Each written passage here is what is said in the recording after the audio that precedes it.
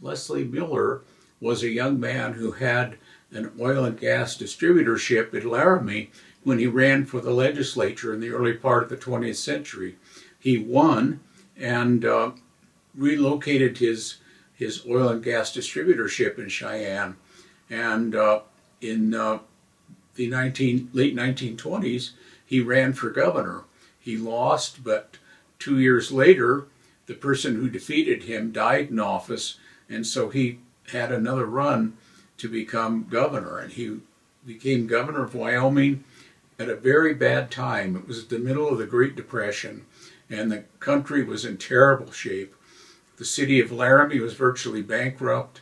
The city of Cheyenne was hurting, and agriculture and oil and tourism were all on the ropes around Wyoming. And so he had a very difficult time trying to bring the economy back. But when Franklin Roosevelt was elected president, all of a sudden federal money started coming into Wyoming through the various federal programs, the so-called New Deal programs, and Wyoming started reviving.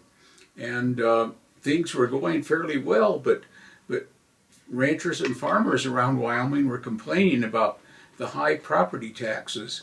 There was no income tax, there was no sales tax, it was certainly no severance tax. They tried that several times, but it had never passed. And so Leslie Miller decided that he would try something new. He would get a consulting company to come in from Chicago named the Griffin-Hagen Company, and they would do an efficiency survey of Wyoming and see what could be cut in the state's budget that would be able to balance the budget and the state could make it through the Great Depression. And so they brought the company back.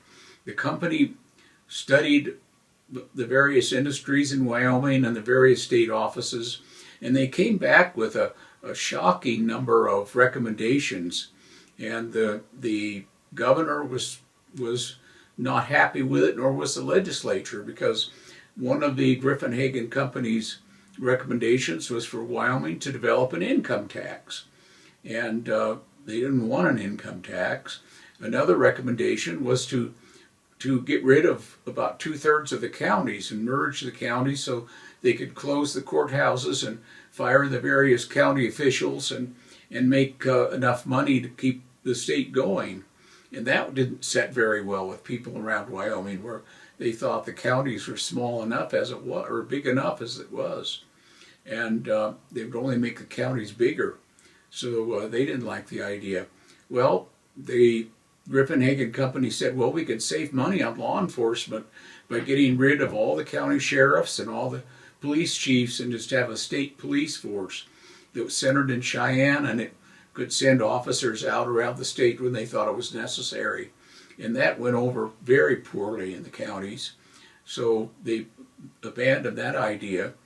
And then the governor and the legislature found to their surprise that the Griffin-Hagen Company recommended that the legislature be reduced to a one-house legislature made up of about a dozen members elected statewide. And it was designed so the legislature didn't have to use the Capitol, so the Capitol could be put to another use. And the governor kind of thought that was funny. But then the Griffin-Hagen Company had a recommendation for him too. They said they ought to make the governorship a ceremonial post and hire a state administrator to really run the state.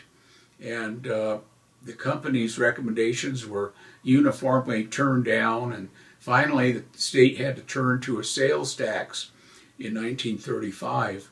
It was called the Emergency Sales Tax Act of 1935, and then in 1937 it was reenacted as the Sales Tax Act of Wyoming, and it's pretty much the same tax system that we use today.